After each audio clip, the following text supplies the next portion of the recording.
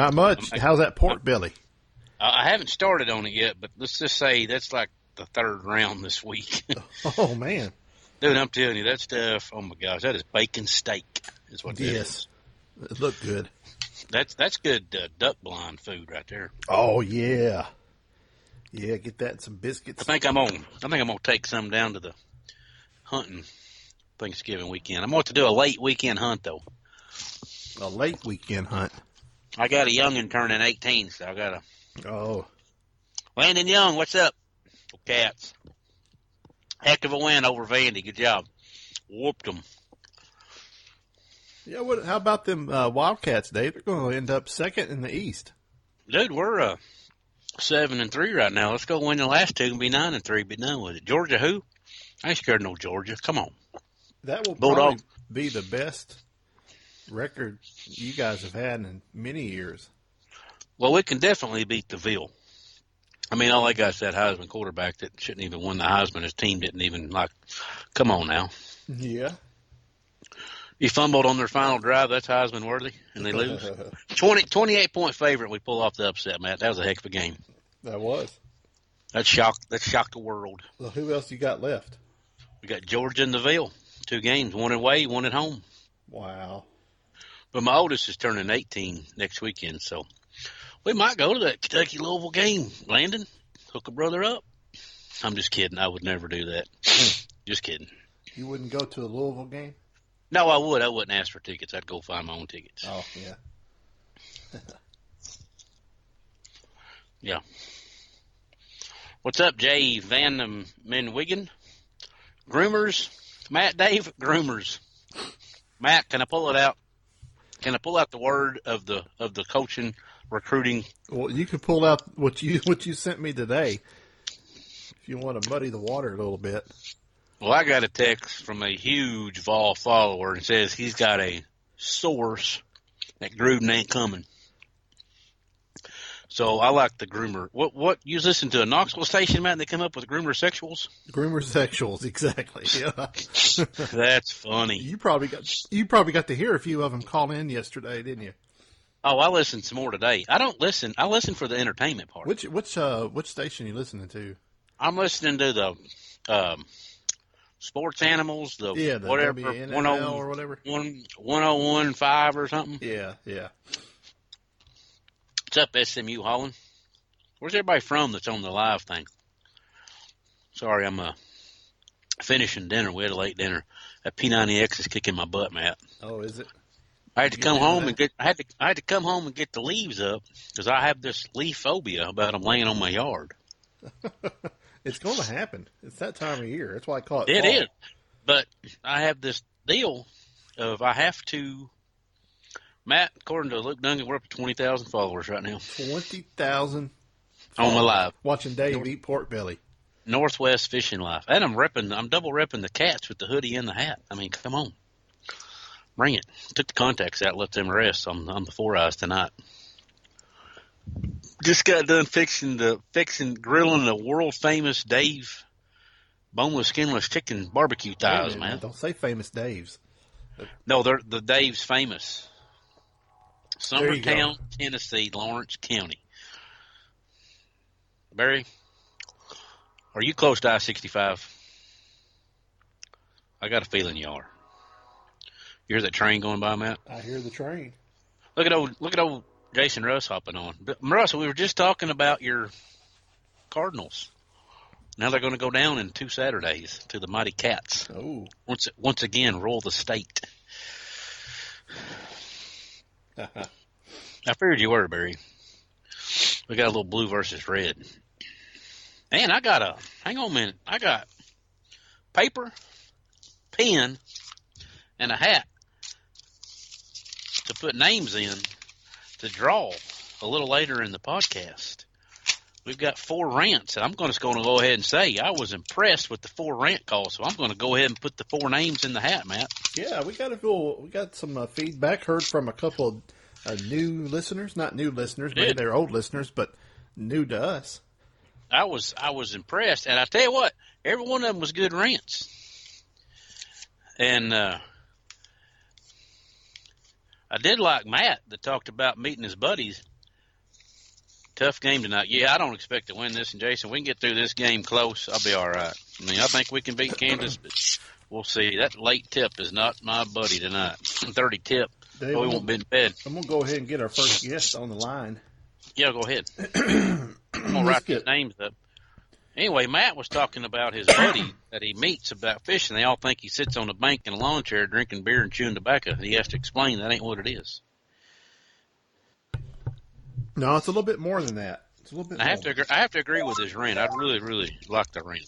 Yeah, Matt in Georgia, Jeff in Georgia wants to do a TOS meetup at the Classic, Matt. I thought that would be pretty cool, wouldn't it? I thought that. And then we got Greg from Fleming County, Kentucky, which ain't that far from here. He wants to know about Stratus and what's going to happen to him. So we will talk about that later. I've got all 4 names in the hat. Any guests tonight? We were having Joe Sills from FTR, Fishing Tack and Retail. I think I heard him. Is Joe Sills in his basement again? Are you in the bunker? I'm in my bunker, man. I can't help it. It's too cold to go outside. Yeah. I don't know about too cold yet. You're like a different time zone in a different area code. You're talking about cold? What the heck? All right, I got to go do this. So y'all. What's going on, Joe? Guys? How's it going? Things are going well. I'm back stateside for a few months, which is pretty nice. And I'm hoping to go fishing this weekend. What are you weather going allows.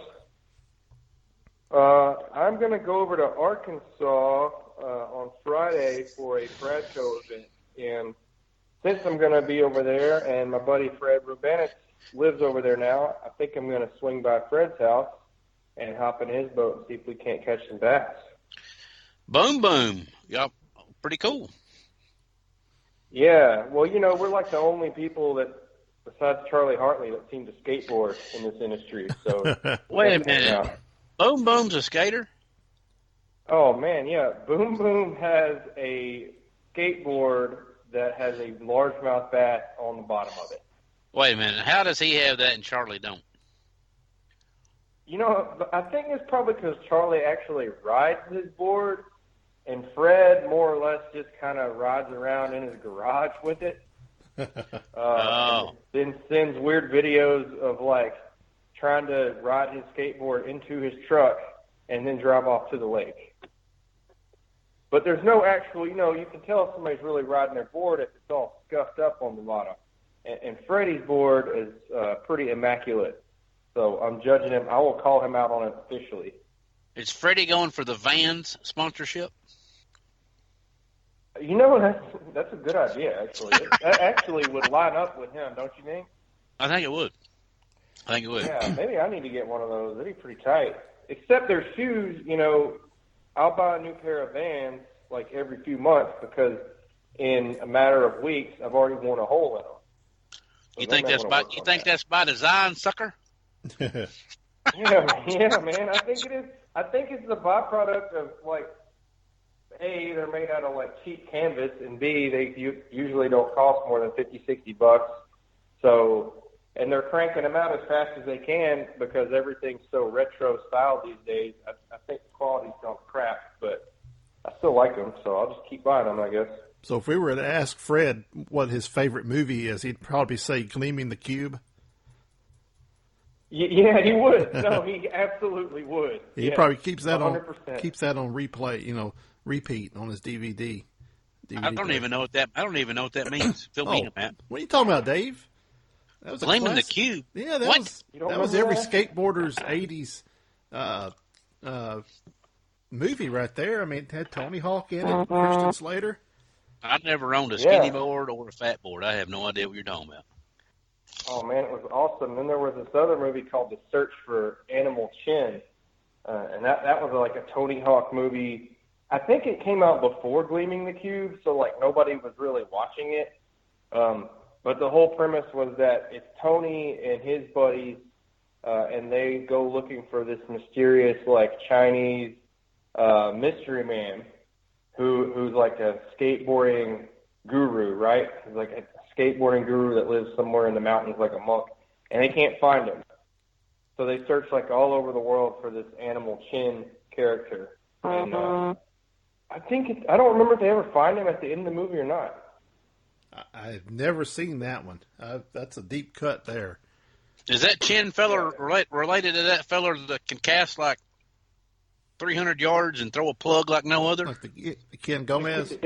Gomez. Is I couldn't think Chin of it. related to Ken Gomez? I think they're It's cousins. certainly possible. There should be a movie about that, Gleaming the Lake or something. I don't know, and have it about Ken, the search for Ken. You know, yeah. So my coworker Ken Duke was actually down in El Salto a few weeks ago, and I told him to look for Ken Gomez, but of course he gets distracted by things like work and being cranky and stuff.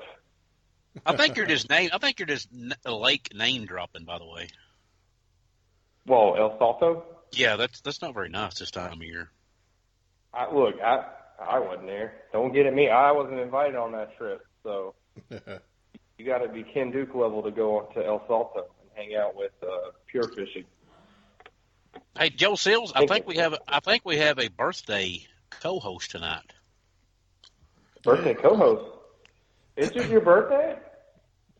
I think Matt Ellis is in his birthday range this week. Am I right, Matt? Matt Ellis's birthday was yesterday, wasn't it? That's right. Just wrapped up my 42nd. Well, I forgot about it, so Wow. I got to make up for it and do it on national airwaves. It goes into 87 countries. Yeah. 87. Are you guys really in 87 countries? Well, maybe 13.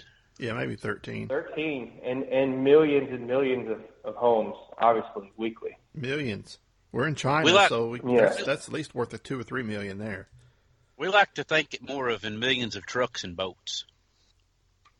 Well, yeah. That's true. Yeah. That's true. Because you can stream your podcast now on the water, I'm sure, with Bluetooth and everything, right? Yeah, we're not quite that technical though.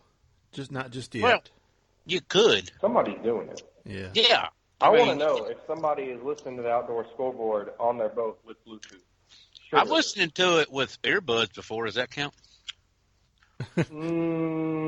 Certain. Wait, you putting earbuds on while you're on the lake? Yeah, like if you don't like your partner for the day, you just put your earbuds in and ignore them. Or Trust me. Kentucky's playing in the Sweet 16 or something. Trust me, Sills. I've had plenty of people that you want to put earbuds in. I was telling Matt I could write a co-angler book of nightmares. What speaking of people you don't want to hang out with, what do you guys think of that Bush Jones deal? Who? Yeah, that Bush Jones deal. You don't want to hang out with him anymore, Matt? Coach 23? Yeah. Yeah. He who shall not be named. He's not. I don't have anything to say about him anymore. He's not my problem anymore. Hey, you know what's funny about all that, Matt? Arkansas got a new coach. Kentucky got a new coach. Tennessee got a new coach. And somebody else did all at the same time. I guess the only one who's left. Kentucky. Guess who has the longest tenured coach in the SEC East right now? Got to be Kentucky, I guess. That's right. That is exactly right. Yeah. Yeah, that's Wait, I guess doesn't McElwain. Kentucky have a winning streak going over Tennessee right now? Yeah, they do. It's at 1 right now. Yeah, win streak of 1. But Wow, what, man. two in the last 2 out of the last 5, right? 6 years or 6. something like that? That's like that's pretty good considering you guys took 26, 27 years to get your first one. Dude, we have beat Bama since we've beat Florida. How about that? That's shocking. It is shocking. To answer your question, Yeah, though, I mean- Joe, it's all groomers right now. It's all about the groomers. Oh yeah. You know, Yeah, good. David sent me updates. Stay away from our coach, please. Stay away from Norvell, and that'll be nice. I'd appreciate it if you did. Well, I'm sure he's on our list somewhere down the line. I know I've heard some Matt. talking. I'm telling you right now, it's going to be Bobby Petrino. I've been telling you that for a month. It's going to be Bobby Petrino. Yeah, that's one name that has not come up lately, and maybe it's because the groomers are smoke screens. See, I think they're be. smoking. I think they're saying Gruden, but they mean Petrino. Yeah, maybe it's just distraction. He's at Louisville right now again, right? Yeah, but he wants back in the SEC so bad he could taste it. Yeah, and that Tennessee job's a good job. And as much as I like to rag on the ball, being a Memphis fan, if I'm Dan Mullen, I've got a hard time turning down the Tennessee job as well. Yeah, I don't think he has a reason to leave though. I do, and the reason being he can't win his division. Oh, good point, Yeah. Sills. Good point. The other reason is, Dave, have you ever been to Starkville? Yeah, but maybe he likes desolate areas with nothing to do. Yeah, that's about what there is to do there. I mean, you have to like it to move there to begin with, right? Yeah, I mean it's pretty out there. The word Stark is in the name for a reason. It is a Stark village. Yeah, but, it definitely is. He has he's accomplished what no other coach at Mississippi State has ever done as far as just winning percentage. So I guess that he's got that going for him, and he almost beat Bama last weekend. So that counts. That's like half a win. Yeah, that is half a win. That's one step above champions of life. Matt, it moved them up in the polls too. Yeah. Dang, Matt, you beat me to it. I was going to say, well, at least he didn't go in the locker room and say, boys, we're going to win the race of life, not the Bama game. I'm glad we don't have to listen to that anymore. Yeah, that's tragic. That's tragic. Speaking of being in other countries, Joe, give us a little rundown of your recent adventures over across the sea. You spent a little time in Europe a couple months ago. Is that right? Yeah, in August and really most of September, I journeyed over to Europe because things in our industry are pretty slow after ICAST. So at that time, I'm pretty much here now. I'm able to kind of take a few weeks, and I don't really take So I flew over to London, and I did a road trip of Wales, of England, and of Scotland, which was really, really cool. For anybody that likes the outdoors and likes being very, very far away from civilization, Scotland and Wales are really good places to go for that. I mean, you can be miles and miles and miles away from any other person and have the run of ancient castles. I mean, they're just on the side of the road. They're not really protected by anything. I assume that they're owned by either individuals or the government, but you can kind of park your car and get out and walk around, and it is so bizarrely quiet and peaceful there that I don't really know how to describe it. I mean, it's like you're in America because they speak English, and it's green, like there's oak trees and elm trees. It's the same kind of wildlife you have here, but it just feels different. It feels old. It feels very ancient, and it's just not very populated. Once you get outside of London and the cities in England, and even in Scotland, like the cities aren't very big, so you get out to these places and you're surrounded by nature, which is great if you want to camp, or you can go hunting, or you can fish too, although I didn't really have a chance to do that over there. So if you go out in the countryside and you come up on one of those castles, is there somebody there to like give tours, or is it just wide open, anybody can go in? Some of them, the really big and well-known ones, have they're part of they have a castle tour, like government agency, I guess, that oversees these. So they're taken care of by historic groups, and you pay like $5 or $10, and you can go in and take a tour and stuff like that. But really far up in the Highlands in Scotland, they're just on the side of the road, and there's nobody there. And these roads are the kind of roads where you can drive 30 minutes and not see another car. So yeah, like we would just pull over on the side of the road and hang out. We'd fly a drone around and take pictures and just kind of absorb the scene, which is just, I don't know how to describe it. It's amazing. It's sort of like when you're in the desert out west and you see all these rock formations, and there's nothing really stopping you from taking as much time as you want. to hang out and enjoy that landscape. I do remember one piece of drone footage that you shared on I guess Facebook of I assume it was you leaping from rock to rock and maybe missing one of them. Yeah, oh yeah, that hurt. We were in Scotland. We were on the Isle of Skye, and for some perspective, we did a two-person road trip. If you've ever seen a show like Top Gear, we kind of emulated it after their route. And it's me and this other guy named Andrew, who is actually the web developer at FTR. And he cannot, he's kind of physically limited. He has a bone condition, so he can't get out and hike and explore. But he brought a drone with him. So his version of exploration was to, pop a seat by the car and pull out this iPad, and he would fly a drone around while I ran around and hiked and explored and stuff. And then we'd shoot video with it. But at one point, he's flying this drone over this cliff, over the ocean, and I get out and I'm really excited because it's like the most beautiful thing you can imagine. It's blue water. It's windy, and there's mountains all around, and there's rocks. And I take a few steps on these rocks. And there's probably maybe like 100-foot fall, a few meters away. But I knew the drone was out, and so I got a little eager and thought it would look cool if I was running around on these rocks, which was a terrible idea because immediately I jumped and slipped and fell like catastrophically on my leg, and it was bruised for like 3 more weeks. I mean, like black, like it looked like somebody took a paintbrush and painted my leg. Wow. Because I fell right on one of those rocks. Yeah, like it took a tumble. I had a similar situation during fall break, Sills. We was at Blowing Rock, North Carolina, climbing rocks off of this 5-mile trail, and that rock in my leg did not get along very good. So I feel your pain. I didn't have as much pain as you did, but the pain was there. The worst part about mine was that it was on film, and so...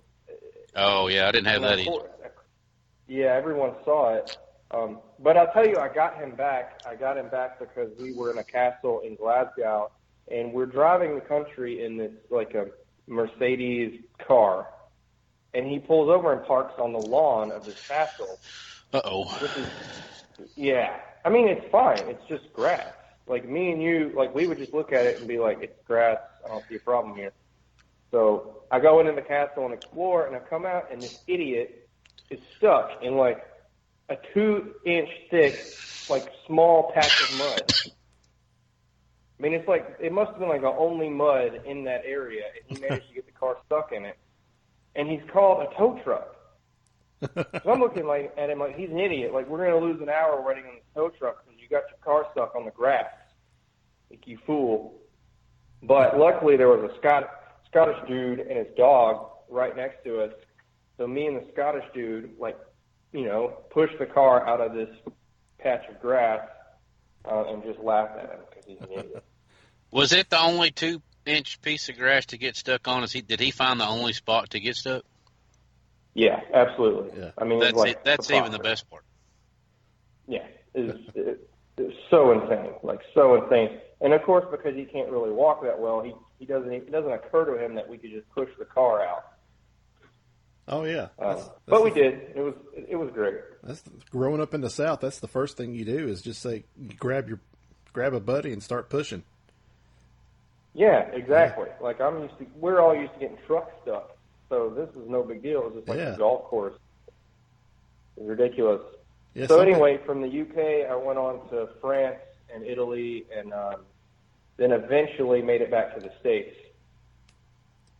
So we had a caller call in and leave a voicemail earlier this week, Joe, and it's a little bit of a rant talking about how when you're traveling for work, a lot of times you meet people in different circles of life, and they ask you, what you do for a living and or what do you do for fun? And you tell them you fish, and in their mind, their idea of fishing is sitting on the bank, with a drink and a pole and throw it out there with a little bobber and a worm.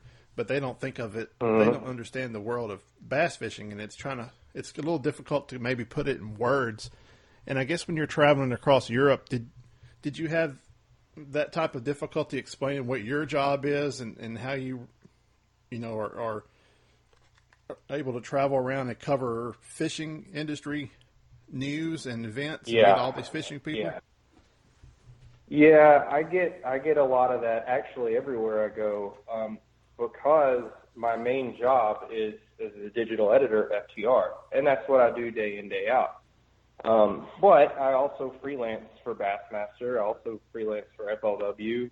Now I freelance for Travel Channel. And so trying to explain that to people is really a challenge, because mostly they don't understand the concept of freelance writing in general. And then to try to explain that, yes, like I have a job, and then these are all like extra jobs that go along with it. They don't always get it, and they sort of think that travel is, quite honestly, what we portray it as, which is this romantic thing where every day is awesome, and you see these amazing places, and you spend all this time in these places. But in reality, it is amazing. You do have those moments, but there's a heck of a lot of time and inconvenience and difficulty, like mental difficulty, getting from the Highlands in Scotland to the Eiffel Tower to the Colosseum in Rome, especially when you're by yourself and don't know Italian. One of the hardest things I've ever had to do, like the greatest mental challenge that I can remember lately, was when I left the UK and flew into France. And because I have to fund all of this on my own and then later sell stories, it's not like Travel Channel pays me to go to France. It's like I go to France and then I sell stories about it. So I take like this $20 flight from London on Ryanair, which is notorious, like low budget airline. And I hop this $20 flight that's going to get me to France, but it doesn't get me anywhere near Paris. It puts me on the coast near Normandy, and we land this 747 or some such like plane. It was a big jetliner on a field. Is an airstrip. I mean, there's no terminal, nothing. It's just an airstrip with grass everywhere. I think maybe it was built in World War II or something, and they'd use it as a regional jet port or something. But at that point, I'm in northern France, really, really rural. Like, it's just farms, just farm people everywhere. And they don't really speak English, and I don't really speak French. So for 3 days, until I caught back up with the little bit of French I knew from high school and college, it was so hard to, like, live and not be able to talk to another human and not be able to really order food or explain anything to anyone. Like, if you've ever been alone in a crowd and had that feeling, this was like that times 10, because even if you want to talk to somebody, you can't. Like, you just can't, because you don't know how. And that was a really, really difficult thing to deal with mentally. But it worked out. I started to remember the French, and honestly, it was great. Like, by the end of that time in rural France, it was amazing, man. Like, the countryside, the people, it's really beautiful over there. That is a good challenge, to just sort of drop you off in a rural area of the country, and you're on kind of left to your own devices, and actually try to enjoy it while still also trying to get a story out of it. Yeah, and it's funny because I get dropped off there, and there's like two guys with pistols that are like the border patrol or whatever, so that they stamp your passport and they say, "Welcome to France." They know a little English, and I could rent a car, so I rented a car, and in like broken English, they're explaining from Enterprise. I mean, they have Enterprise there, that you have to sign this document to explain that you know how the roads work in France, and you've been here before, and everything's cool. And, of course, I'd never been there, and I have no idea how the roads work. But I signed it and get in this little stick-shift car, which, thank God, I had a stick-shift in high school, so I remembered how to drive it. But everything's new. You're learning the road system. You're learning what food is. You're learning how to say hello, or like even the numbers. You know, it was really cool. If you can travel alone, even if it's in the States, I really recommend it because you learn a lot about yourself. Do they drive on the right side of the road or left? The French, luckily, in continental Europe, they drive on the right side. Okay. So that was cool. And all of the street signs, like the shapes of them are the same, even though they don't really look the same. Like a yield sign looks sort of like a yield sign. And there aren't really stoplights, very many of them, so you don't have to worry about that. Just go. Slow down, go. Yeah. Yeah. But I did drive some in the UK where everything's on the wrong side of the road, and that was, even after doing it for a few days, it really messes with your head. Oh, yeah. I almost had a few accidents just because I would, like, try to turn around and I would look, left, right, left when you're supposed to look right, left, right. And that's kind of weird. But I had a buddy with me, so that was fine, Yeah. Yeah, I would get caught up just out of instinct, making the typical American-type maneuvers, not really thinking. Exactly. That's exactly what you do. And I don't know how long it takes people to adjust, but I never really made the adjustment. So by the time you adjusted, it was time to come home? Is that what you're saying? By the time I adjusted to that, it was time to go to Europe or continental Europe. And then I didn't actually have a ticket home for a few weeks. So by the time I got the ticket home, I had been there like an extra week more than I planned, and ended up in Sicily, and I got food poisoning. There was some weird run-in with the mob. Yeah, it was crazy. I got a question. I've never been a world traveler. I wouldn't mind to try it. I got a weird question, and I know I'm not the only one that thinks this.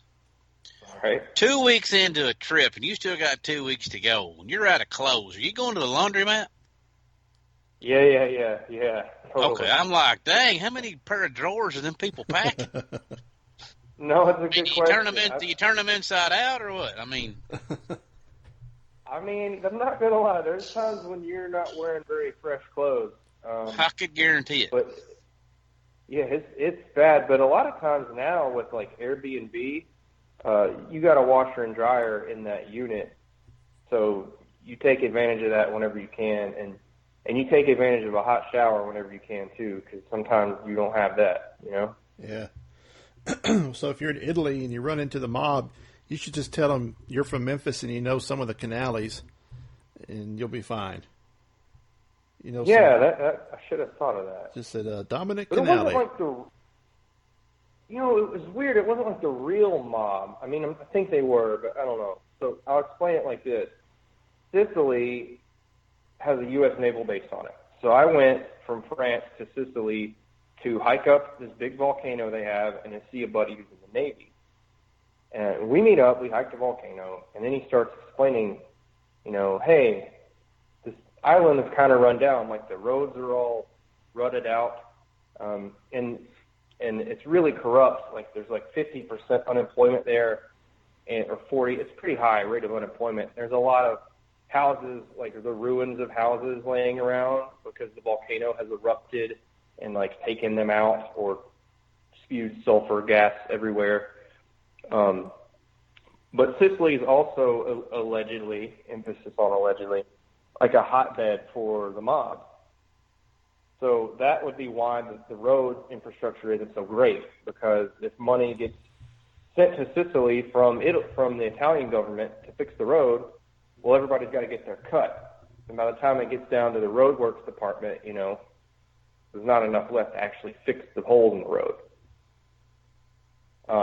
But they have this really weird thing there, which they kind of joke about. They call it the parking mafia.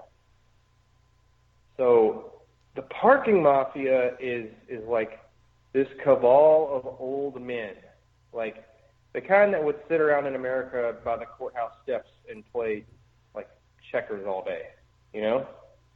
Yeah. It's like this cabal of old men, and you'll go into a town and park your car where it's free parking all over the island, but except that there's this parking mafia, and these old men come up to you, and if you don't give them like €1 or €2 or something, then that's bad. Like they'll know, and then they'll do something to you. Like they'll either mess with your car or have it towed, or like you won't be able to park there next time. They're like some sort of like super low level, like subversive alleged arm of the mob that just like only exists to take your spare change when you want to park and like inconvenience you in minor ways. It's really weird. Man. Yeah, I'm sure there's still a lot of that mentality left over there for at least another generation. Let's switch gears real quick and talk some shop. Of course, last week David and I didn't cover it a whole lot because I think a lot of people were still kind of in shock and still learning about it. But last week we saw that Luz Holdings, which is owned by Peak Rock Capital, had purchased Strike King. And we've had a week now to kind of read about it, listen about it, see what the message was going to be. And I was just curious what you've heard on your end as far as other people in the industry, how they perceive this new acquisition, since it's only just a year removed from when Luz was bought. Yeah, that's a really good question. I have had a chance to talk off the record with a lot of people in the industry. Ken Duke and I right now are working on some stories for FTR's magazine and for the website to kind of delve deeper into it. And we've even gone so far as to talk to some experts in private equity firms, because neither one of us, quite frankly, know enough about how private equity works to really make an informed assessment of it. But I can tell you that around the industry, I think the initial reaction was like yours. I think it was shock, just because of how big these names are. And I think after that, they said, well, great, Luz and Strike King together have a lot of buying power. So maybe they can leverage Bass Pro Shops. Maybe they can leverage that monster and help bring prices down. But other people say, well, no, prices will go up. Like it's a cabal. I'm not worried about that, because I can't speculate on the pricing. I don't know enough about how all of that ties together. But I can tell you that a lot of people are worried about the overall trend of private equity firms coming into the fishing industry. And Duke told me that a lot of that relates back to Yeti a few years ago, as Yeti was a small business, and then they were bought by a private equity firm, and you see what they've become now, which is this mega brand of $400 coolers. And how much was that bucket that they're selling? Like $120 5-gallon bucket. Dude, that bucket is so easy to make fun of. Like, I've done a couple Instagram posts on the TOS about the Yeti bucket. Right now, Lowe's is winning with the $2.99 bucket. Cabela's is in at $6.99, but the Yeti is $39.99. Oh, it's $39. It's not $120. But it's just, at the end of the day, it's a bucket. Yeah, it's a bucket, exactly. Yeah. But it's a private equity bucket. Equity bucket. It's a PEB. It doesn't do anything else that Lowe's bucket can do. No, I'm with you. I'd rather have like 10 of the Lowe's buckets than one of the Yeti bucket. I prefer blue myself, so I'd go to Lowe's and get the blue bucket. Matt would be more of a Home Depot bucket with the orange. So, Right. Matt, I just had an idea. Next time we set up live somewhere, let's have us a Lowe's bucket and a Home Depot bucket. Hey, got the colors. Yes. Yeah, That's a good idea. That just works out perfect, man. Man, Joe, you just solved our problem for us. I appreciate it. Yeah, Yeah, you're welcome. Yeah. We're going to set up at the Classic. We're going to have an orange bucket and a blue bucket and see which one gets more tips. Oh. We're in South Carolina. I don't know if we got the orange one. many fans at all in that country. Well, I think it's a Clemson bucket. I'll make sure they know it's not. Purple and orange. Yeah. But you put orange and blue together, you kind of get a purple color anyway. Well, that's interesting on the Yeti private equity, Joe. I had no idea that's what their boost was. Yeah, that's what happened. And this is all coming to me from Ken, who really researched this more than I have. But I also did, and my leg of the research was sort of to gauge what happened in other industries when private equity firms came in. And a lot of what happens typically, even though I know that the press release says it's going to be business as usual, is you like the Bobs come in. If you've ever seen Office Space. So I think people are worried about the Bobs, and Matt, I don't know if the Bobs have come into Strike King yet or not. But a lot of the advice is, and this kind of comes from Silicon Valley where it's more prevalent, where private equity firms will take over for like a venture capital firm. But people have to re-interview for their jobs. There's all kinds of transitions where job titles get moved around, or people get let go, and all kinds of restructuring happens. For instance, I saw that on the Luz end, Ken Eubanks has been appointed the president of Luz. So Eubanks right now is the president of Hunter Specialties, but last November he was a senior VP at Pure Fishing. So I don't doubt that Ken is going to do an excellent job. I don't think that he lacks industry knowledge or anything like that, but I think that it's really going to be interesting to see how these dualities play out. Can someone really manage a hunting brand and a fishing brand? If you look at Peak Rock Capital's other holdings, they're basically a bunch of really boring, mundane brands. I mean, there's like an interior products company on here. It's called Carasil Interior Products. Food service, Diamond Crystal Brands. They're into like natural food. They're into home improvement products and steel. And it's like, I feel if Peak Rock Capital plays nice with others and they keep their hands out of Strike King and they keep their hands out of Luz to a certain extent, and they don't send Bobs in at every level to interfere with these two brands that are already about as successful as you can get in our industry, then things will be cool. Things will be okay. There is probably a danger, and it's just me speculating, that if this private equity firm gets too hands-on with something they're not familiar with, that the brands could suffer. Because what makes Luz great and what makes Strike King great are the guys and girls that work there who know fishing, who love fishing, who go fishing every day, or multiple times a week. It's the pro staffers. It's the marketing people. It's everyone involved from the factory floor to the C-suite executives at those companies who live and breathe the sport. So that's a concern from my end is the long-term outlook of losing Strike King. Of course, Peak Rock is going to try to make money. That's what a private equity firm does. They're just investing. But to what degree they come in and manipulate things, I don't know. And that's what worries me, and I think that's what's worrying the rest of the industry.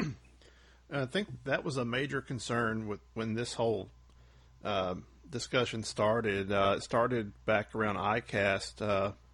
I think Lynn Reeves in the Luz group had been with them for coming up on a year at the time, and there was a lot of discussion. I mean, you should see the box of offers to buy Strike King that my boss has in his office is probably the size, twice the size of a ream of paper case or paper would come in, and it's just over the last 20, 25 years, people have offered to buy, several times. Pratco's made a few offers in the past. Other companies have. And the one thing I think with Strike King ownership concerns over the last couple of decades is if there ever was an opportunity, the first thing they are worried or concerned about is, like you said, the people. When this discussion was going on, my boss, showed a catalog, showed a lure, showed some components. He said, yeah, okay, you're buying this inventory, you're buying this stuff, but here's what you're really buying. And he held up a workflow chart of all the people who Strike King has a very, very small company, maybe 50 of us, and it is like a family. And then a lot of people are tenured there. When they hire somebody, they stay on. So you're definitely buying the people that make that company work. And from all the due diligence that I've heard from discussions I've been in the last couple of weeks and the last couple of months when we were working on this, is this, we've researched Peak Capital or Peak Rock, and everything Luz has said is true. When they come in and buy a company or merge with it, they're very, very hands off. If it's not broke, don't fix it. They defer to the people who do the business. They are supportive financially, of course, and they may have some pretty cool toys to help the business, become more mainstream and more efficient. But from everything I've seen, from what I've heard, seems to be true so far, is that they're very hands off. They may make some larger decisions, but the day-to-day operations and the driving force of the company, the lifeblood that are the people on the floor every day, it seems like that's going to remain intact as much as possible. And that's good then. If that holds true, I think that both companies will benefit from it. Absolutely. Yeah. Hey, Joe, we've got just a few more minutes before our next guest is due up. I saw something come across the email today. I wanted to also get your input on it. It looks like FTR is putting on a little contest for the worst fishing industry website. Yeah. I'm glad you asked about that. Man, you guys know, and you listeners know, like, that it's been a problem for a while. Most of FTR's readers are fishing tackle stores, so the people who work there and own them. But it's hard for small businesses to have a great website sometimes. And it seems like going through thousands and thousands of website addresses that are out there for us, like, it's just so bad. I mean, man, guys, like, this is bad. Like, these websites, a lot of them are like incredibly dated. Like 1998 Netscape. Yeah, I mean, it's like stuff that I haven't seen since in the early 2000s. I'm like, what are you doing? And it's kind of great. I mean, I get it. We can all sit and poke fun and say, your website sucks. Ha. But it's really not funny. It's not funny because Amazon is coming for this industry. Amazon had representatives at the American Sport Fishing Summit a few weeks ago in Tampa, and they were there. So for real? For real. They had two people there from Amazon. I've looked for fishing tackle on Amazon, and it is not right now. It is not competitively priced.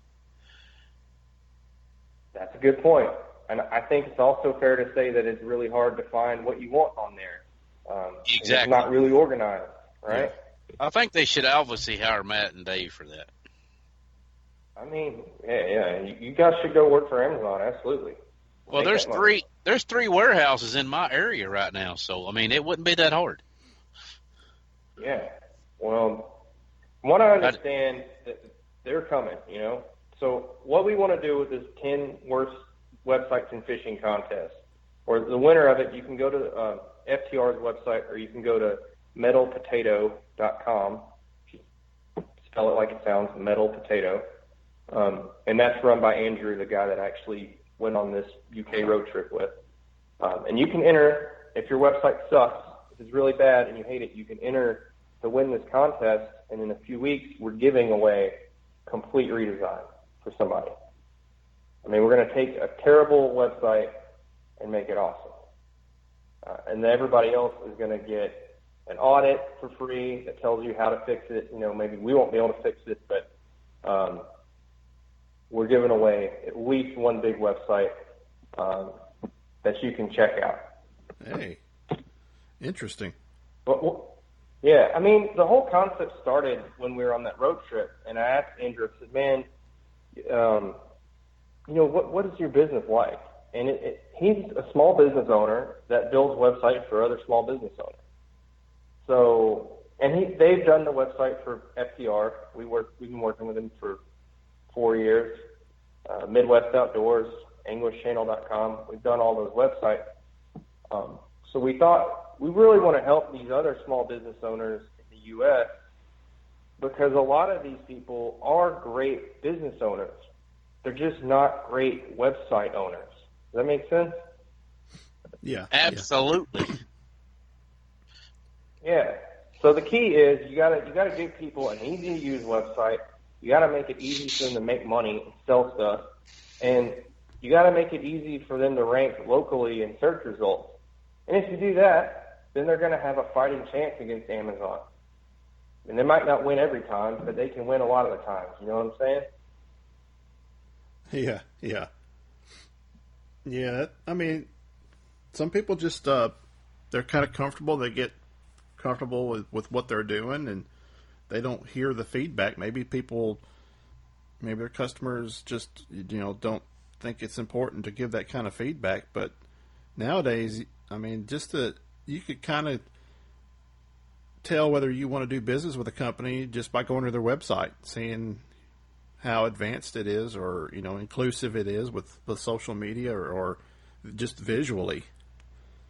A lot of times, a lot of younger people. I talked to Andrew earlier today because I knew you guys might want to talk about this. So I've got 3 websites here, and we probably don't have time to look at all of them or anything, but if your listeners want to check out like what I'm talking about, my terrible website, these are actual entries that he says came in today. There's one called MuskieTackleOnline.com. That guy wrote in and said, my website sucks. The worst in the industry, probably, but you be the judge. So MuskieTackleOnline.com is one. There's one called FishingChips.com, like potato chips. They've done their own website for 10 years, never had one created by a professional, and their website is pretty rough. And then one that I think you guys will know well, if you know Dan O'Sullivan, is AdvancedAngler.com. So Dano's a great writer and a really well-known figure in the fishing industry. And Advanced Angler puts out great content, but apparently their webmaster abandoned him years ago. So they're looking for a new site. And it's not just like Billy Bob's Bait Tackle, on the side of the road in St. George, Utah, or whatever. It's like actual real companies and people and brands that we've heard of that are out here and asking for help, and we're going to help them. And I think it's pretty cool. In a few weeks, I'm going to post a story and sort of rank the top 10, like the top 10 worst. And at the end of that, we're going to give away one and see what happens. That's cool, man. I can't wait to see who the winner is. And I know Dave will probably he might have a suggestion or two too.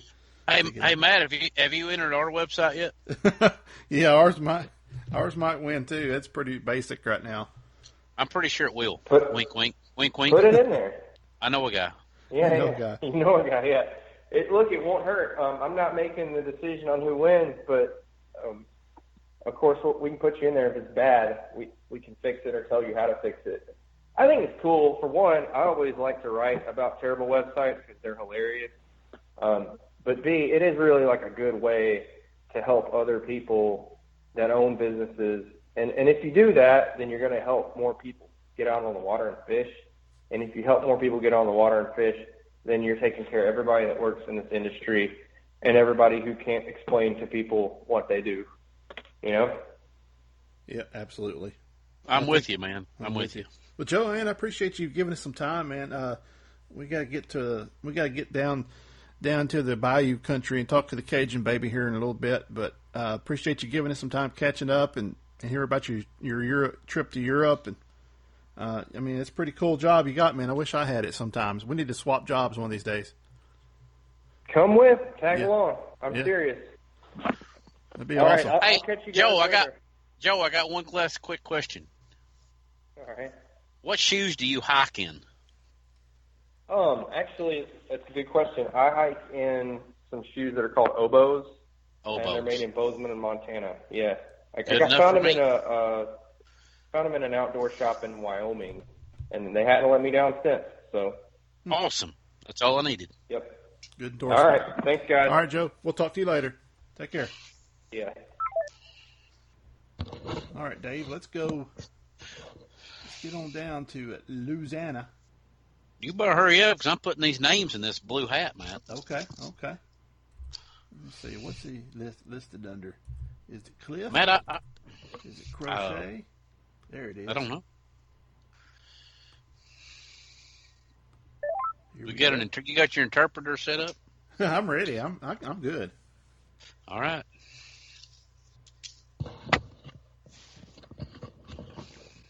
Yeah, you got 4 names to choose from? We got the 2-for-1, huh? Yeah. If it's working. If it's dialing. Hello. There he is. What's going on, Cliff?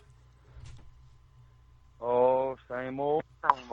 I saw you getting your new boat ready. The boat is rigged. The boat is somewhat rigged. Somewhat. It looked like it was a mess earlier today. Well, it was a mess. It is now cleaned up. And so let me tell you what I got right now. It's FX Skeeter FX21, hydraulic jack plate, 2 10-foot power poles. I got the all-Trex trolling motor.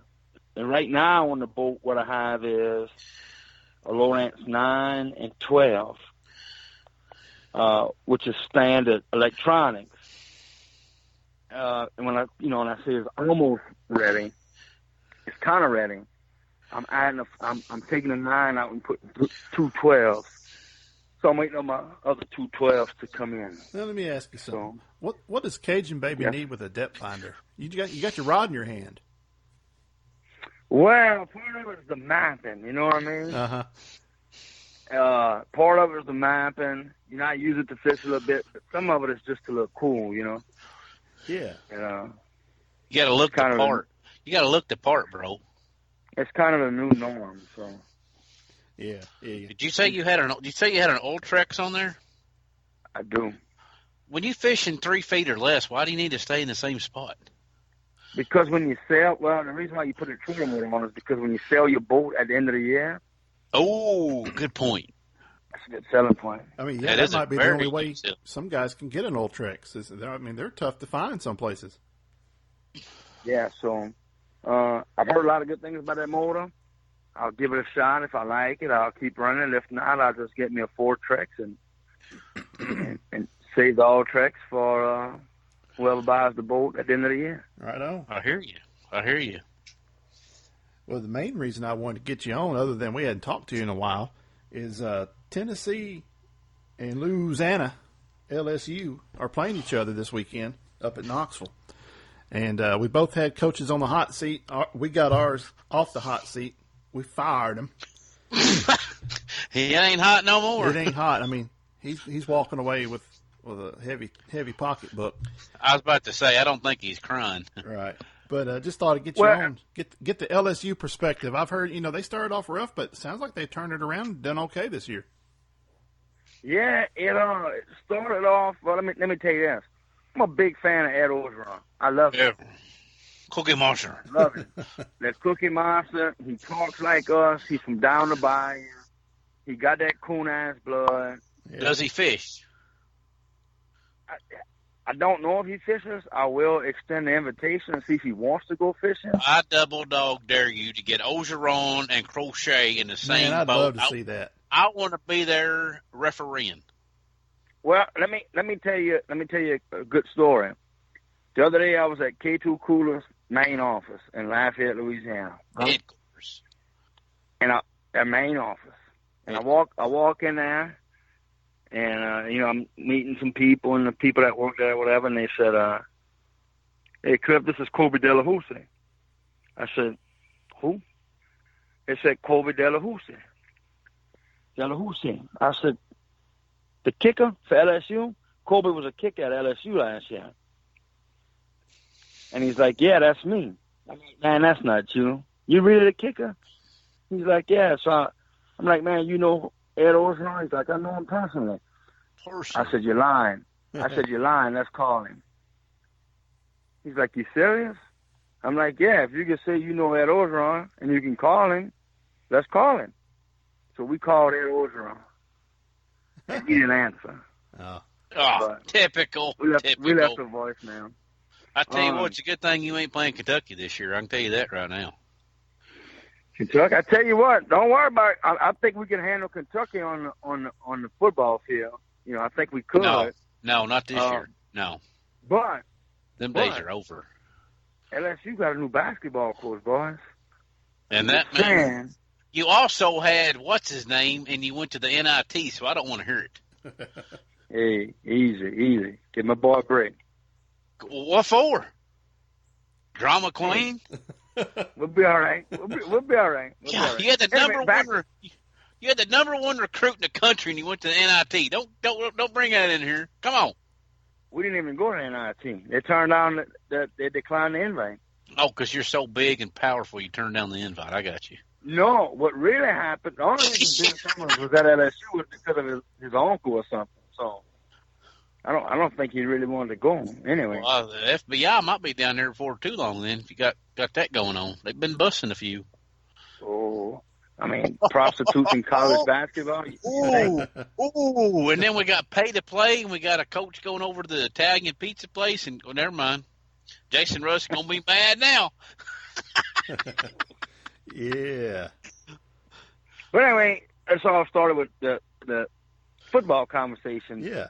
I'm glad we got Ed Orgeron. Beginning of the year was kind of touch and go there for a minute. I think it takes a minute to get a staff together, and it took the team, two good ass whoopings and embarrassment to get their stuff straight. And it seems like things are on the right track to do what we want to do. So, for a first year staff together, I think it's going pretty well. You guys got a two-headed monster in running backs right now too. So I mean, that's pretty good. That's a pretty good foundational offense. Have y'all looked up who has the number one running back in the SEC right now? Well, it's not Tennessee. I have not. It ain't Tennessee. It ain't LSU. I'm just saying he wears a blue jersey, and he's only a sophomore. Oh, yeah. What Really? I hear? What that? He tied Emmitt Smith with some record or something. Dude, he just set the Kentucky touchdown record with 28 last week, and he's still got another year to go. As a sophomore. Yeah, and a sophomore. Yeah, he'd be gone next year. But I tell you no what, doubt. No doubt. LSU has a sophomore linebacker. So you just bring it down to Baton Rouge. We'll go to Kentucky, and we'll get it on. I got a boy who can block that boy. Hey, Cajun Baby, I had a tip today that tells me you're going to have a new fishing rod in your hand next year. Is that true? That is true. I made the switch from Falcon Rods. I was at Falcon for a long time. Good people, good product. But I've decided to make the switch to Duce Rods company here out of Lafayette. Wait a minute, say that again because we need an interpreter on that. Duce. Duce as in number 2? Duce, D-U-C-E. All right, where can we find us Duce a Duce rod at our local retailer at? Coming to you soon. Is this created by Duce McAllister? No.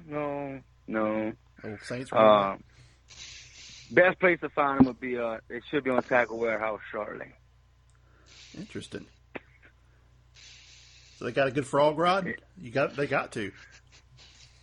Believe it or not, there will be a CLiff Crochet signature series frog rod coming. You mean your drop shot rod's not coming out first? No, we saving that for the big time. Okay. I'm gonna handle the power steam, the shallow water power fishing and stuff. Yeah. And we got Rob Lever is the director of marketing, and he's from the Northeast, so he's more familiar with the spinning rod. So he'll probably head that project while I handle the power fishing portion of the rods. Duce Rods.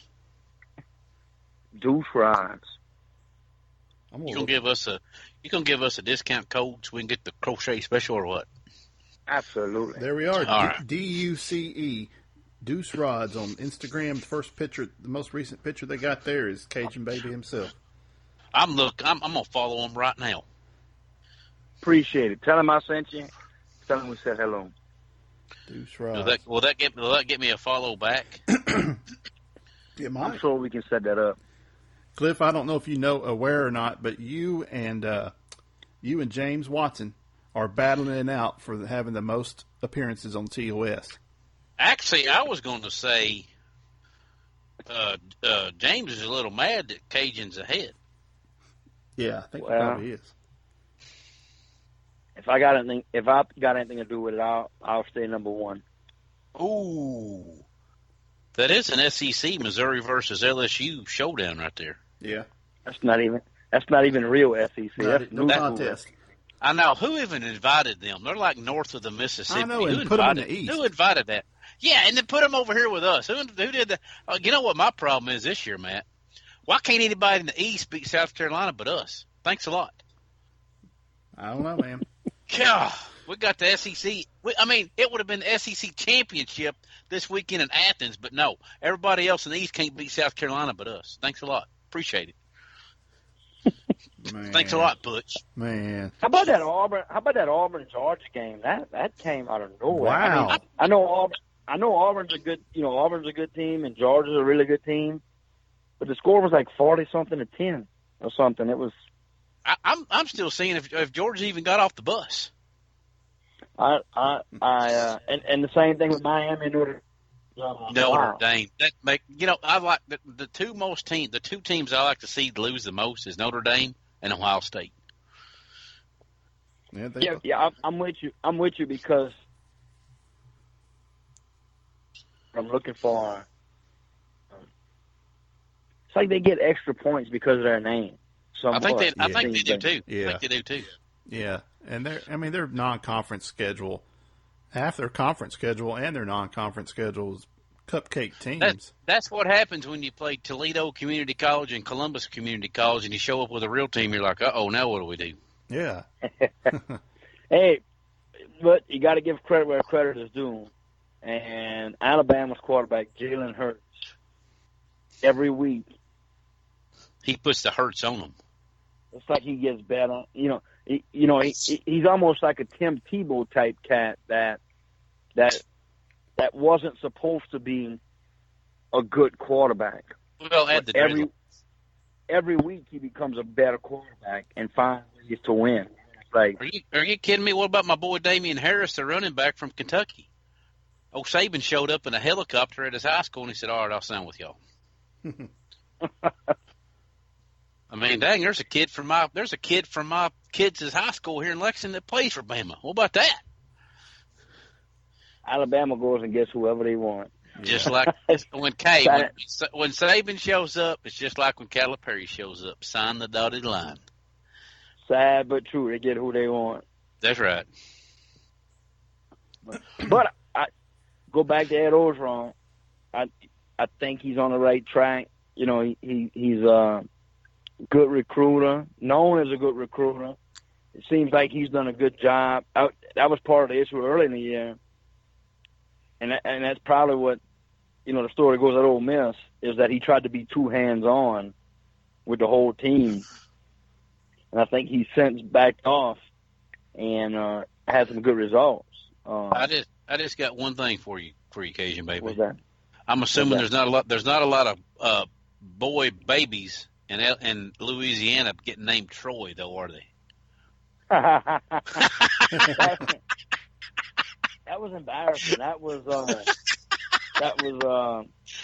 hey, but you come to play, you lose, and Dude, they're going to talk about them kids are going to talk to their grandkids about that game. yeah, and that was a shocker. But sometimes you need to get rattled. Yeah. The reason I was pulling for Troy in that game is my boy Corey Robinson from Lone Oak High School in Paducah went to Troy, and he set the national touchdown record in his senior year in Paducah with 92 touchdowns in the air in one season. Guess what the record was that he broke? 91?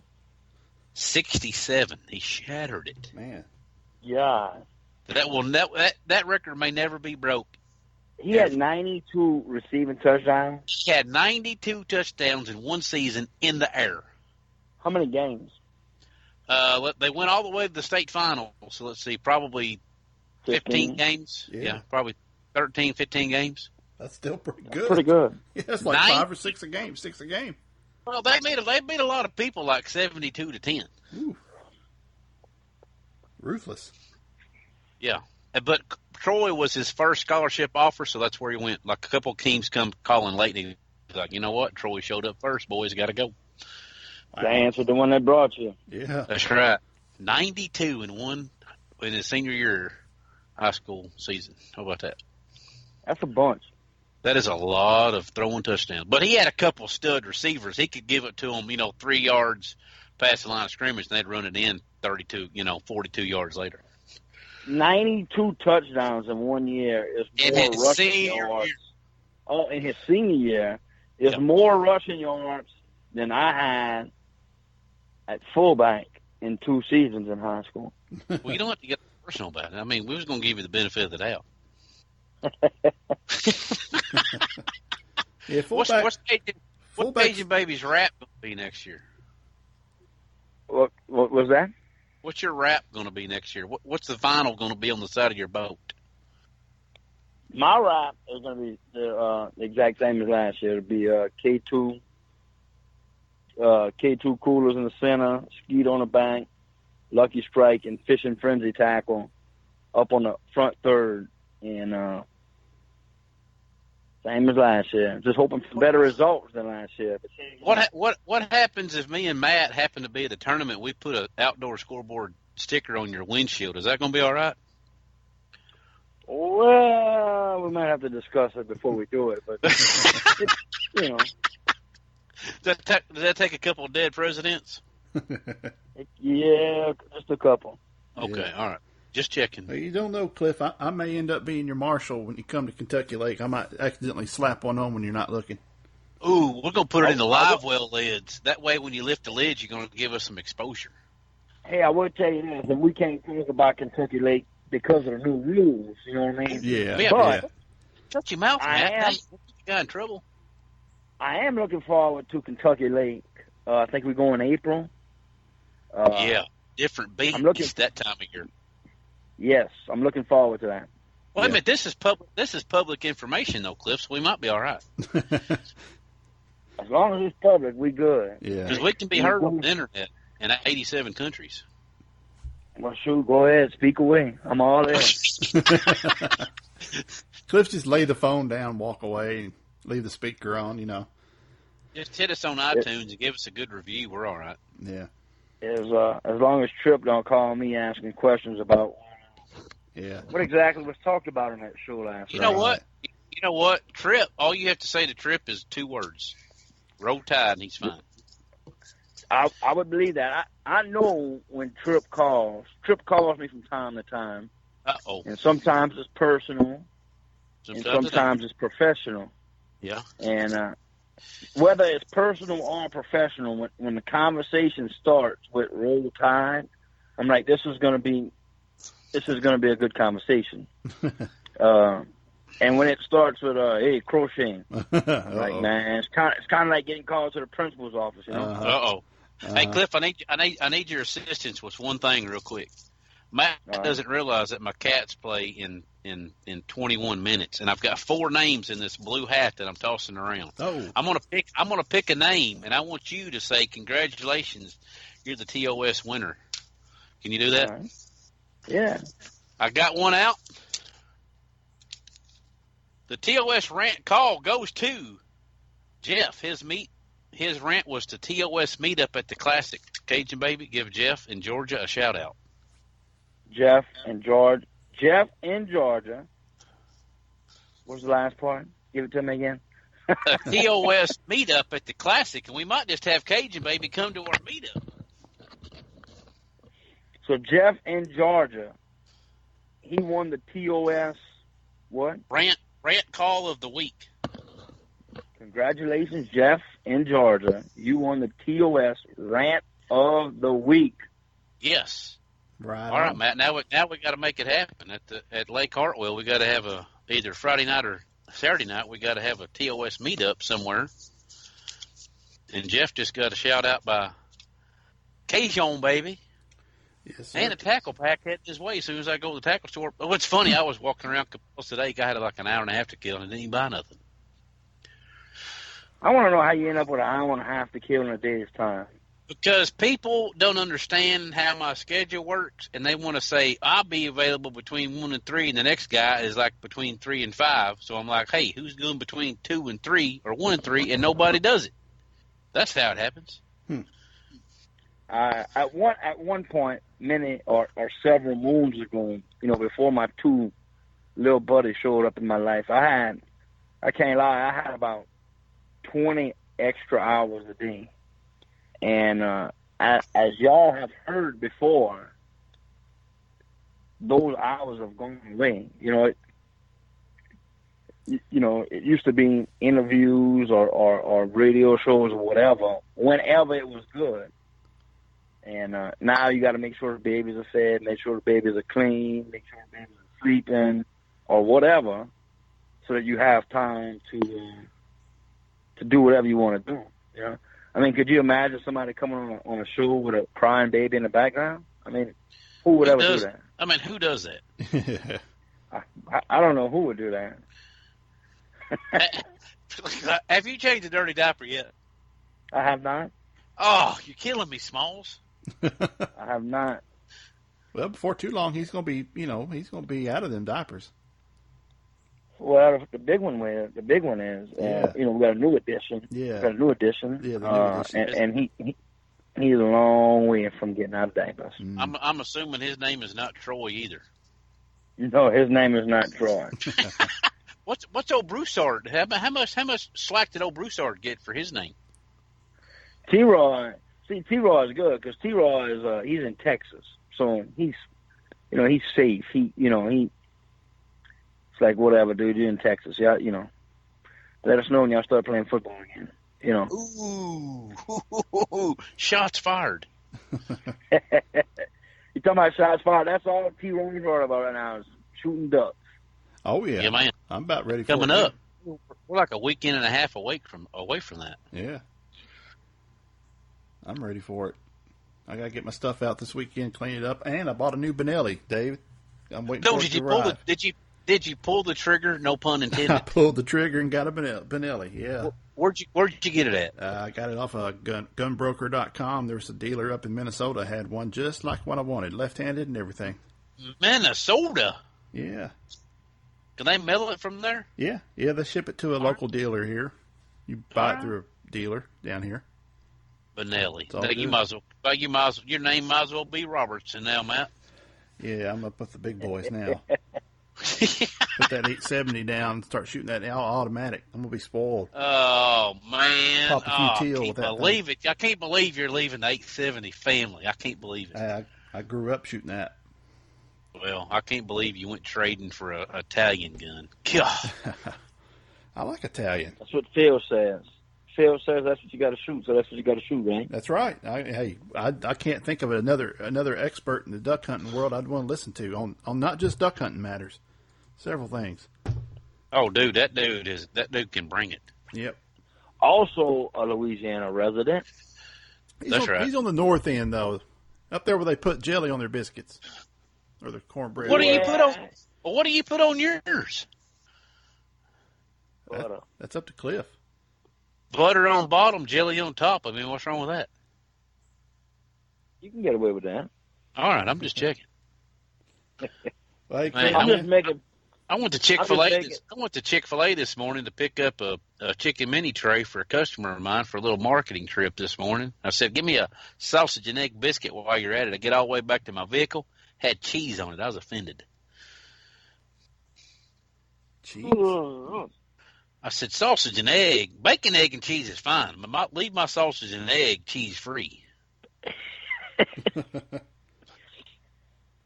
Hey, when you're hungry, you got to eat. Don't really matter. You know what I mean? Well, I didn't feel like walking back in there and telling them about it, so I just went on. Well, you either take the cheese this time or you take the cheese off and you add spit. So Yeah. I'd go with cheese. Yeah. Yeah. Well, Me bacon too. and egg don't need no cheese. I'm just saying. Yeah. Dude, we're getting close to tip off, Matt. What are you gonna do? I'm all right. Let's wrap it up. If I say you want to go day free or what? Now let's wrap it up, man. Cliff, I appreciate you giving us a little time out of your very busy schedule between your diaper changes and everything else. Yeah, Diaper changes and bottles. he changes a bunch of them. Getting your boat rigged up. I do change a bunch. Tomorrow, I get to go fishing and take some pictures. The guys from Duce are coming, taking some pictures. Yeah. And going hang out and fish, which doesn't always get to happen in the fishing industry. You know, that's a tip. That's tonight's tip for any future pros. If you think you get in the fishing business so that you can fish more, you're in trouble. That's the wrong answer. Hey, I do have some sad news to report on that end though, Cliff. What's that? I got my Bass Pro Thanksgiving Day sale flyer today. Flyer, Flyer, and they have a Black Friday sale on a Bass Pro jersey for $29.99. So look out, the jerseys are going to be coming out everywhere. Well, that's good stuff. If they buy a couple of my products while in Bass Pro, that makes the trip even better. All right, then. That's the way you feel about it. Save money on their jersey. Buy some crochet stuff. That's right. That's right. All right, man. We'll let you go, man. It's good to catch up with you. Thanks for having me. Enjoyed it. And go Tigers. There you go. Okay. We'll see who wins this weekend. You got a score prediction? Oh, LSU, Tennessee. I'm gonna say LSU 45.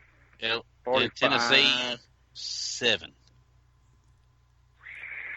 Oh, Yes, I'll give them 13. okay. Ooh, they're going to miss a field goal. Okay, or a touchdown and 2 they'll field put the goals. third string in. Fourth quarter, we'll score.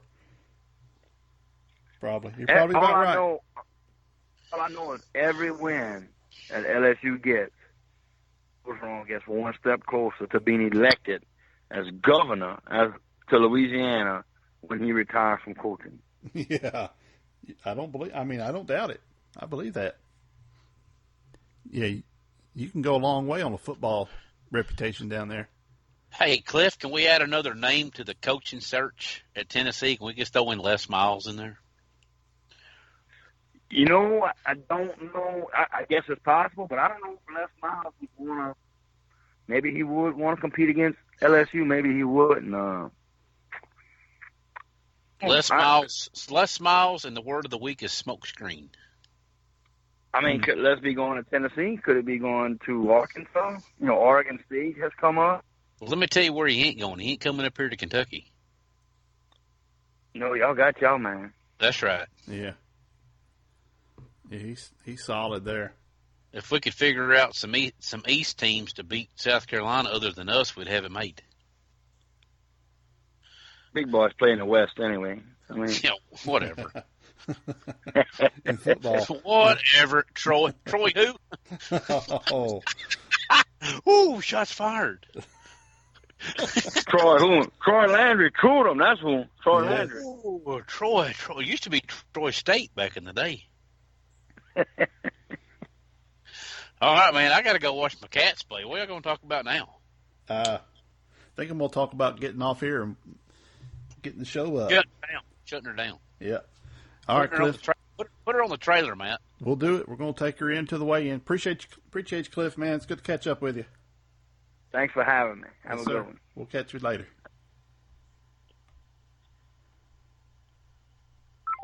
All right, Dave. We say we wrap her up right there. Have at it. All Put her on right, the yeah. trailer, Matt. Let's pull her out of the water. Congratulations to Jeff. We may have to pull those rants together and play them. Coming up, got one from our old buddy Josh up there in Maine. That's right. We had one from Josh in Maine. We had Jeff in Georgia. I wasn't for sure. Where was Matt from? Alabama, maybe? I think Matt Crawman was from Kentucky, up your Oh, way. I thought it had like a 205. Oh, he might have been Alabama. He might have been. And then we had Greg from Fleming County, which said, Stratus, what's going to happen to him? Well, here's my answer, Matt. The good thing about boats is the hull is about the only thing the boat manufacturer makes. Everything else is a different company. So if you're out of warranty, you're out of warranty. Yeah, I've asked around a little bit, and I haven't been able to find anybody that really has a clue. Other than it seems like Johnny's idea of growing is to buy the competition and then not do anything with them, shut them down, and build more Rangers out of those factories. So, Well, I don't know what's what's the going deal? to happen to Stratus. You It's know, been we around forever. heard about Legends shutting down, but then some person online today says they heard it's not going to happen. So I'd love for it to happen and have to tell them about it. Oh, I haven't heard that. Because I heard two brothers out of a specific state that says Roll Tide is switching to another Johnny Morris brand next year.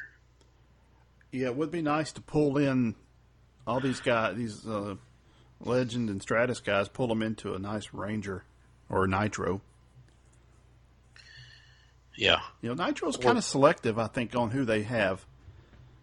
I don't know, maybe not, but I can think of about, seven anglers? Yeah. Got 7 or 8, KVD, Evers. Williamson. Who? Jason Williamson. Okay, there's one I hadn't thought of. So maybe 8. Timmy Horton's another one. Dennis TJ. Yeah. Well, he's Nitro, isn't he? He's FLW now, ain't he? Yeah, but he's still Nitro though. He still is Nitro. I think so. And then crap, Casey Scanlon. Scanlon, yeah, he's FLW. We're forgetting Rick Crullen. Rick Rick Clunn. Clunn is Nitro. Mm-hmm. There's several of them out there. Why am I drawing a blank? Yeah. Oh, Jamie Hartman. Jamie Hartman's Nitro. Right. Yeah. Yeah. So I mean, they still got room to grow there, I'm sure. And if they can't get them there, Skeeter's going to be after him, Basscat's going to be after him. But Stratus, I don't know. I hate to see him go. It's like McClellan's already went to Ranger, which kind of fits for him. He's from that area. He's in that area there. So, I mean, well, most boats are from that area nowadays, but yeah. I don't know. All right, Dave, I'll let you go so you can watch your cats. Who are they playing tonight? That's right. Dude, we got a Champions Classic in Chicago. We're playing the Jayhawks from Kansas. Oh, okay. That's a big school to Big be playing game. against. Yeah. That's right. We played the Biggins earlier. Bring them on. Where is Lindsey Wilson College? In Campbellsville, Kentucky, right smack dab in the middle of the state. It's a private college. What else you need to know, man? I heard that they were in the list of 16 in the Division II playoffs. Well, Campbellsville University is where I went to see the college weigh-in, and they actually have scholarships. So, no, Lindsey Wilson is Columbia, Kentucky. I apologize. Campbellsville University is Campbellsville. Columbia is in Lindsey Wilson. Okay. They are a 270 in the Central Time Zone, man. Yeah, they're right there above Cookville or Crossville or somewhere down there. Above them, yeah. Yeah. The Kentucky side. Livingston. They're on the Del Hollow side, exactly. All right, well, let's wrap her up right there. I appreciate you guys calling in to the line. Feel free to call in anytime. We're still waiting to hear from old Floyd. Floyd must be in Alabama football mode. Floyd from Newmarket has went silent on us. Yeah, he's running deep and silent. Yeah, like a submarine or something. All right, or a silent 10XD, man. Maybe. Yeah. Get you going to those. All right, man. All right, we'll have you next time. See ya. Later.